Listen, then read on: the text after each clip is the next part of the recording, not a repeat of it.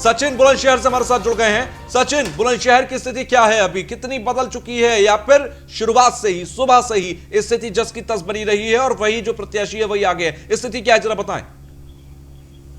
जी देखिए, आपको बता दूं 3 तारीख में जो उपचुनाव हुआ था बुलंदशहर की सदर सीट पर, आज उनके नतीजों का दिन है। सुबह 7 बजे स्ट्रॉन्ग रूम खोलने के बाद 8 बजे मतगणना यहाँ शुरू की गई है। 28 टेबल पर मतगणना का कार्य चालू हो रहा है और 28 राउंड ही मतगणना के यहाँ किए जाएंगे। बात की जाए अगर रुझानों की, तो अभी पहला रुझान प्रशासन की तरफ से यहाँ पर आया है, जिसमें भाजपा के प्रत्याशी 770 मतों से आगे चल रहे हैं। भाजपा को अभी तक 3211 मत मिले हैं और वहीं इसके बाद जो नंबर आता है बसपा के प्रत्याशी का, उसको अभी 2441 मत मिले हैं। आगे की गिनती जारी है। इंतजार है तस्वीर के साफ होने का, जो कि 3 बजे के आसपास बिल्कुल क्लियर हो जाएगी कि आखिर फाइट किसके और किसके बीच में है। बिल्कुल, और सूरज भी हमारे साथ बने हुए हैं। सचिन, लेकिन आपसे ये पूछना चाहेंगे, बुलंदशहर सीट की अगर बात करें तो बीजेपी की सत्ता यहाँ पर थी और ऐसे में जिस तरीके से वीरेंद्र सिंह सिरोही की पत्नी को यहाँ पर चुनावी मैदान में उतारा गया है और यहाँ पर देखा जाता है कि मुस्लिम जो वोट है वो बहुत ज्यादा है, एक तरीके से वो निर्णायक के तौर पर देखे जाते हैं। अब ऐसे में क्योंकि बसपा है और की अगर बात करें तो इन लोगों ने यहाँ पर जो कार्ड खेला है वो मुस्लिम प्रत्याशी का ही खेला है, तो क्या बीजेपी अपनी जीत दर्ज करा सकती है? किस तरह का मुकाबला यहाँ पर होगा?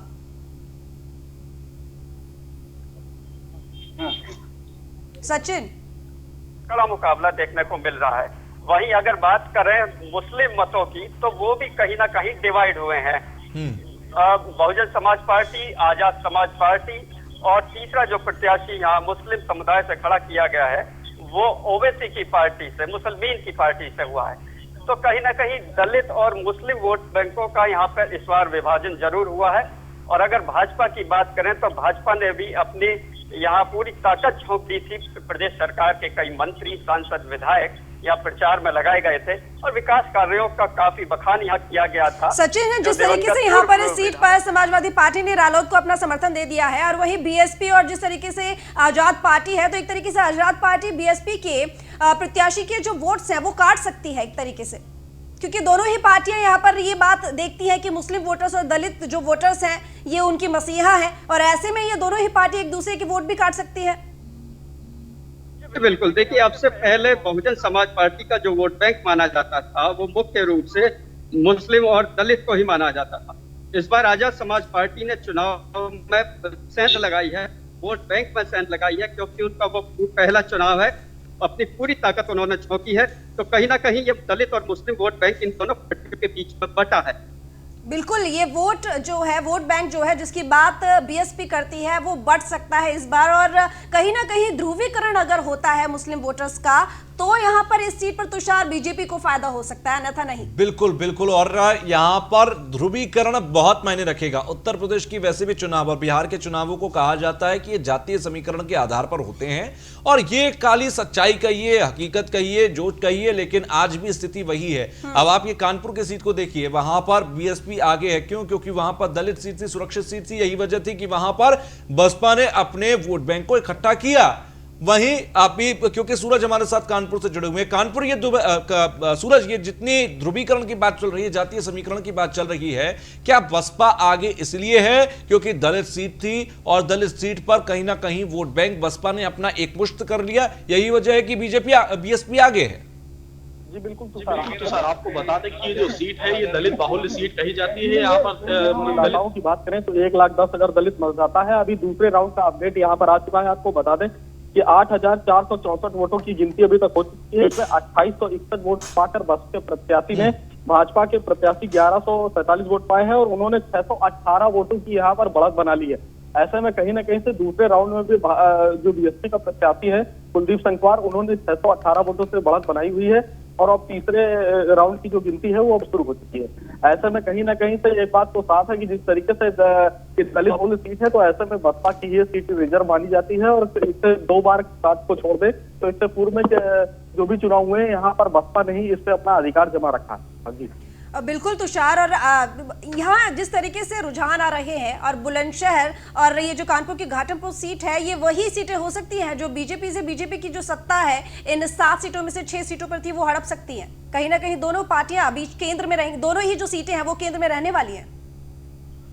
बिल्कुल, और मुझे लगता है कि ये बहुत महत्वपूर्ण फैक्ट होगा, ये बहुत महत्वपूर्ण कहीं ना कहीं चीजें होंगी, क्योंकि अगर हम अभी, क्योंकि एक चीज और समझने वाली है, अगर आज बीजेपी को फायदा होता है इस उपचुनाव में, क्योंकि देखिए नुकसान अभी टैली पर आप देखिए किसको हो रहा है, बीजेपी को, फायदा किसको हो रहा है, एक निर्दलीय प्रत्याशी को, एक बसपा को। जो अभी एग्जिट पोल हुए उसमें यह खबर थी कि कांग्रेस और बसपा अपना खाता खोलने के लिए भी परेशान हो जाएंगे, लेकिन खाता यहां कांग्रेस का भले ही ना खुला हो लेकिन बसपा का खुला। नुकसान यहां पर बीजेपी को है। हालांकि इससे योगी सरकार के ऊपर कोई फर्क नहीं पड़ेगा, सरकार वहीं के वहीं बनी रहेगी, लेकिन 2022 से पहले 7 सीटों पर अगर आप थर्मामीटर डालकर देख रहे हैं तो यहां पर थर्मामीटर यह कहता है कि कुछ सीटें आपकी खिसक सकती हैं। अब यहां पर रणनीति बदलने की जरूरत पड़ेगी, यहां पर आपको वोट बैंक जुटाने की कोशिश जरूरत पड़ेगी, चाहे वो जौनपुर की मल्हानी सीट हो, यानी कि जो सीट आपकी नहीं थी वो आज भी आपकी नहीं है, बीजेपी को यह समझना पड़ेगा। दूसरा, दलित वोट बैंक अगर बसपा के साथ जा रहा है, यानी कि आपने बसपा से जो दलित वोट बैंक अपने खाते में जोड़ लिया था वो फिर से छिटक कर उनके पास जा रहा है। वहीं मुस्लिम वोट बैंक की अगर देखें, समाजवादी पार्टी के फेवर में ज्यादातर देखा जाता है, तो अगर वो छिटक कर समाजवादी पार्टी के पास जा रहा है तो फिर एक मुश्त वोट आपके पास कहीं ना कहीं रह जाएगा, वो हिंदू वोट बैंक होगा। और ये जो वोट बैंक है आपको यह समेटना पड़ेगा, नहीं तो 2022 में आपको नुकसान होगा। बिल्कुल सूरज, आपसे पूछना चाहेंगे कि आखिर वजह क्या माने जिस तरीके से बीजेपी अपना रिपोर्ट कार्ड लेके जनता के बीच में उतरी है, और ऐसे में जिस तरीके से काम किया है बीजेपी ने, लगातार वो ये बात कहती है कि विकास के कार्य को लेकर हम वोट मांगने जनता के बीच में जाते हैं और उसी के दम पर हम जीते हैं और उसी के दम पर हम आगे जीतेंगे। लेकिन अब जिस तरीके से घाटमपुर में रुझान आ रहे हैं, तो वो जो बात विकास की हो रही थी, क्यों नाराजगी आखिर वोटरों में, क्यों नाराजगी आखिर जनता में बीजेपी के लिए?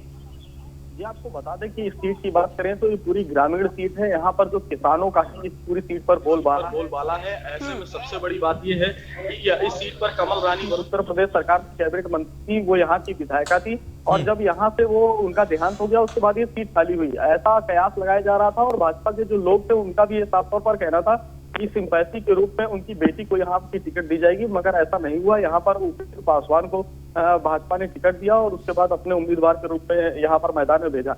जिसके बाद आपको बता दें कि जो भाजपा के जो लोग थे उनके अंदर भी कहीं ना कहीं से ये बात सामने आई कि वो जो सिंपैथी के रूप में कमल रानी वरुण की बेटी को टिकट देनी चाहिए थी। कहीं ना कहीं से उसका भी जो ये आता है कि साफ तौर पर जब अब मतदानों की यहाँ पर मतदान की अब गिनती यहाँ पर हो रही है, तो ऐसे में कहीं ना कहीं से जो भाजपा बिगड़ती हुई नजर आ रही है, तो इसका भी कहीं ना कहीं से एक असर होगा। वहीं विकास सूरज, और अगर यहाँ पर बीएसपी जीत जाती है तो जो बीजेपी की रणनीति रही, कमला रानी जो वरुण है उनकी बेटी को टिकट ना देकर जिस तरीके से बीजेपी ने किसी अन्य प्रत्याशी को टिकट दे दिया, तो ऐसे में जो रणनीति बीजेपी ने बनाई थी, क्योंकि दलित कार्ड उन्होंने भी यहाँ खेलने की कोशिश करी, तो उसका नुकसान यहाँ पर बीजेपी को होता हुआ दिखेगा। शायद फिर ये वाली बात हो जाएगी कि अगर कमला रानी वरुण की बेटी को टिकट दे देती तो शायद बीजेपी जीत जाती।